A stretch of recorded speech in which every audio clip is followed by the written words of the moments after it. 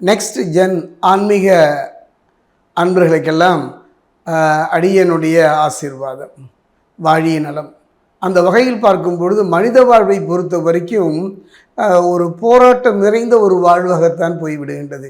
பிறப்பில் இருந்து அவன் ஒரு நிலையை அடைகின்ற வரை எத்தனை விதமான போராட்டங்களை அவன் சந்திக்கின்றான். துரோகங்கள், ஏமாற்றங்கள், சந்தோஷங்கள் இன்று ஒவ்வொன்றும் அவன் வாழ்விலே கலந்து விளையாடுகின்றது.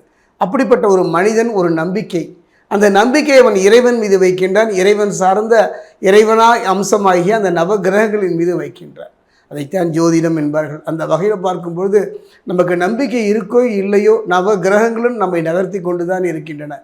அந்த வகையில் பார்க்கும்பொழுது நவகிரகங்களை பொறுத்த வரைக்கும் பலம் வாய்ந்த கிரகம், பலம் குறைந்த கிரகம் என்றெல்லாம் இல்லை. நம்முடைய கர்மாவுக்கேற்ற பலனை அந்தந்த காலகட்டத்தில் அவை தந்து கொண்டு தான் இருக்கின்றன. அந்த வகையில் பார்க்கும் பொழுது கர்மாவினுடைய கர்த்தா என்று சொல்லக்கூடிய சனி பகவான்.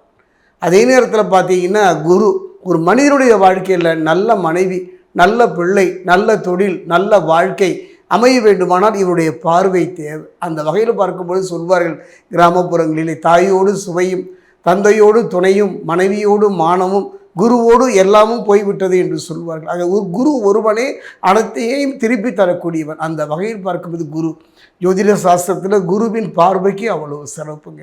அந்த வகையில் பார்க்கும்பொழுது சமீபத்தில் தான் நம்ம சனிப்பெயர்ச்சியை கடந்து நம்மை நோக்கி அது நகர்ந்து வந்து கொண்டே இருக்கின்றது. கர்மாவின் பலனை தந்து கொண்டிருக்கிறது. அந்த வகையில் பார்க்கும்பொழுது குரு பயிற்சி, குரு பகவானை பொறுத்த வரைக்கும் ஒரு கிரகத்திலிருந்து இன்னொரு கிரகத்துக்கு மாறுவதற்கு குறைஞ்சமான ஒரு காலம் தான். அந்த வகையில் பார்க்கும்போது திருக்கணிதம், வாக்கியம், இந்த ரெண்டும் தான் எடுத்துக்கொள்ளப்படுகின்றது.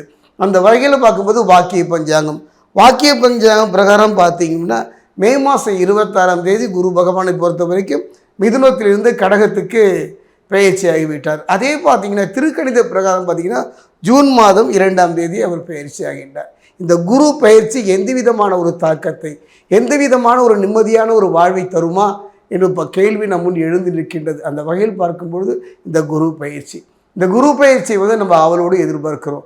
அரசியல் மட்டுமல்ல, ஆன்மீகம் மட்டுமல்ல, தொழில் மட்டுமல்ல, நம்முடைய வாழ்வுக்கு இந்த குரு பயிற்சி மிகப்பெரிய ஒரு மாற்றத்தை தருமா? தரும். காரணம் என்னன்னா, மிதுனம் என்பது புதனுடைய இடம். அந்த இடத்தில் இருந்து அவர் இப்போ பார்த்தீங்கன்னா சந்திரன் மனோகாரனுடைய இடத்தை நோக்கி அவர் நகர்ந்து விட்டார். இது எவ்வாறு இருக்கும், எந்த விதமாக நம் வாழ்வை நடத்தி தரும் என்பதைத்தான் நம்ம சோடி பிரசன்னத்தில் பார்க்க போகிறோம். என்னுடைய அனுபவத்தில் பார்த்தீங்கன்னா குரு பகவானை பொறுத்த வரைக்கும் 3 கிரகங்கள் இங்கே, சூரியன், சந்திரன், அதே நேரத்தில் பார்த்தீங்கன்னா செவ்வாய், இவர்களாம் நண்பர்களாக இருக்கின்றார்கள். நண்பர்களாக இருந்தாலும் கூட இந்த சோடி பிரசன்னம் என்பது ஒரு அற்புதமான ஒரு கலை. அதாவது இந்த சோடி பிரசன்னம் என்பது ஆழ் மனத ரகசியங்களையும் எப்பொழுதோ செய்த கர்மாவின் பலனையும் கணித்து சொல்லக்கூடியது தான். அந்த வகையில் சனி பகவானுடைய நிலையையும் குரு பகவானுடைய நிலையையும் வைத்து இப்போ நான் சோழி பிரசனம் பார்க்க போகிறேன். 12 ராசி 27 நட்சத்திரத்துக்கு. அதே நேரம் ஜனன காலத்தில் குருவினுடைய அமைப்பு சரியாக அமர்ந்து விட்டால் அற்புதம். அவ்வாறு அமையவில்லை என்றால் சில மேடு பள்ளங்களை நாம் கடந்துதான் வர வேண்டும். அந்த வகையில் பார்க்கும் பொழுது இந்த குரு பகவானுடைய பார்வை அப்படின்னு எடுத்துக்கிட்டிங்கன்னா, குருவினுடைய பார்வை எடுத்துக்கிட்டா 5, 7, 9, இந்த 5, 7, 9 குருவின் பார்வை படுகின்ற இடம் அற்புதம். அந்த அற்புதமான இந்த குருவினுடைய பார்வை, இந்த குரு பயிற்சி 2026 எவ்வாறு இருக்கும் என்பதை இப்போ நம்ம சோழி பிரசனத்தில் பார்க்க போகிறோம். விருச்சிக ராசி அன்பர்களே, ஒரு அருமையான ஒரு வாழ்க்கை, ஒரு மனிதனுடைய வாழ்க்கையில் நாம் எல்லாம் கண்கலங்கி நிற்கின்றோம். உடல் சார்ந்தோ, மனம் சார்ந்தோ, தொழில் சார்ந்தோ ஏதோ ஒரு விதத்தில் போராடுகின்றோம். அந்த போராட்டம் வெற்றியோ தோல்வியோ கர்மாவின் பலன் தானே. நல்ல திறமை, நல்ல அறிவு இருந்தும் கூட நாம் ஏன் வெற்றியை நோக்கி நகர முடியவில்லை? ஏதோ ஒன்று இடிக்கின்றது அல்லவா, அதைத்தான் கர்மா என்று சொல்வார்கள். அந்த வகையில் பார்க்கும்பொழுது ஒரு கடுமையான போராட்டத்தை சந்தித்து வந்தவங்க வாழ்க்கையில் 2026 குரு பகவானை பொறுத்த வரைக்கும் மிதுனத்தில் இருந்து கடகம் வந்திருக்கின்றார். கடகம் அது யாருடைய இடம்னா மனோகாரகன் என்று சொல்லக்கூடிய சந்திரனுடைய இடம். அந்த இடத்துல அவர் பலம் பெறுகின்றார். அவர் பலம் பெற்று அவர் பார்க்கின்றார். யாரை? அவருடைய பார்வை என்னன்னு பார்த்தீங்கன்னா 5, 7, 9 5ஆம் பார்வையாக உங்களைத்தானே பார்க்கின்றார். விருச்சிகைத்தானே பார்க்கின்றார். பட்ட மனம் தளிர்க்கும், இழந்ததை திரும்ப பெறக்கூடிய ஒரு அருமையான சந்தர்ப்பம். எத்தனையோ துன்பங்களும் துயரங்களும் உங்களை துரத்திய பொழுது கூட கலங்காமல் போராடிய உங்களுக்கான அந்த வெற்றி கனியை பறிக்கின்ற ஒரு காலகட்டம். குடும்பத்தில் நிலவிய குழப்பமான சூழ்நிலை மாறும். கணவன் மனைவிக்குள்ள கருத்து வேறுபாடுகள் மாறும். பிள்ளைகள் உங்களை புரிந்து கொள்கின்ற ஒரு காலகட்டம், நீங்கள் பிறரை புரிந்து கொண்டுகின்ற காலகம் போய் பிறர் உங்களை புரிந்து கொள்கின்ற ஒரு நல்ல சந்தர்ப்ப சூழ்நிலை இந்த காலத்தில் அமையும். என்னுடைய அனுபவத்தில் குருவினுடைய பார்வைக்கு அத்தனையும் உண்டுங்க. அதே நேரம் சனி பகவானை பொறுத்த வரைக்கும் எந்த விதமான வாய்ப்பு இல்லை. அதே நேரம் அது இந்த இடம்னு பார்த்தீங்கன்னா அந்த இடம் யாருடைய இடம்னா ஆயுள் ஸ்தானம்னு சொல்லுவாங்க.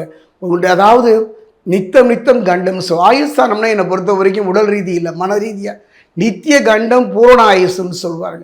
தினம் செத்து பிழைத்து தொழிலில் வாழ்க்கையில் போராடிய உங்களுக்கெல்லாம் இந்த குருவினுடைய 5ஆம் பார்வை நல்ல மாற்றம், ஒரு நல்ல முன்னேற்றம், தொழிலில் வாழ்க்கையில் அந்த இல்லறம் நல்லறமாக மாறுகின்ற அற்புதம்.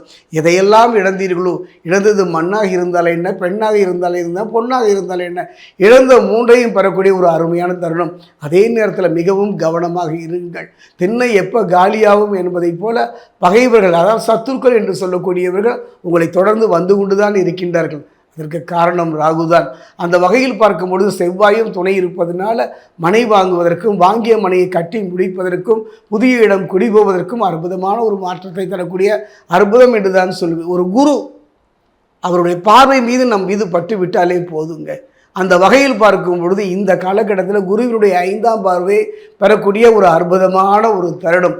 நிதானமாக பொறுமையாக திரும்பி பாருங்கள். கடந்த காலத்தில் நல்லவன் யார் கெட்டவன் யார் என்று புரிபடாமல் இதையெல்லாம் இழந்திருப்பீர்கள், எத்தனை அவமானங்களை சந்திப்பீர்கள். அதிலிருந்து உங்களை மீட்டு தரக்கூடிய ஒரு அருமையான தருணம் இந்த தருணம். இனி இழப்பதற்கு என்ன இருக்கின்றது? இனி வாழ்க்கையில் தன்னம்பிக்கையும் தைரியமும் தானே. அதாவது ஒரு அனாதை போன்ற ஒரு நிலை வாழ்ந்த உங்கள் வாழ்க்கையில் குரு பகவானுடைய அற்புதமான ஒரு காலகட்டம். சனி பகவானின் எந்த பாதிப்பும் இல்லை, ஆனால் எந்த விதமான நற்பலனும் சனி பகவான் தரவில்லையே. காரணம் நல்ல தசாபுக்தியும் இறையருளும் குருவருளும் சேர வேண்டும். 3 பலம் என்று சொல்லுவேன். தேக பலம், தெய்வ பலம், மனோபலம் என்று சொல்லக்கூடிய 3 பலத்தையும் பெறக்கூடிய ஒரு அற்புதமான ஒரு காலகட்டம். முடிந்தால் இந்த காலகட்டத்தில் குலதெய்வம் ஆலயம் சென்று வழிபாடு செய்வீர்கள். குலதெய்வமே தெரியவில்லை என்று கலைஞரிப்பவருக்கு திருமலை ஏழுமலையானை குலதெய்வமாக நினைத்து வழிபாடு செய்யுங்கள். முடிந்தால் இந்த காலகட்டத்தில் கர்மாவின் காரணம் என்று சொல்லக்கூடிய சனி பகவான், அதே நேரத்தில் குரு பகவானின் 5ஆம் பார்வையுடன் முழுமையான நற்பலனை தக்க வைத்துக் கொள்வதற்கு திருத்தணி அருகே இருக்கக்கூடிய பாதஸ்ரீஸ்வரர் ஆலயம் சென்று சனி பகவானை அங்கு தரக்கூடிய நல்லடையை கொண்டு உங்கள் கையினாலேயே அபிஷேகம் செய்து வழிபாடு செய்வீர்கள். நல்ல யோக பலனை பெறுகின்ற ஒரு அருமையான ஒரு காலம் 2026 இந்த குரு பயிற்சி.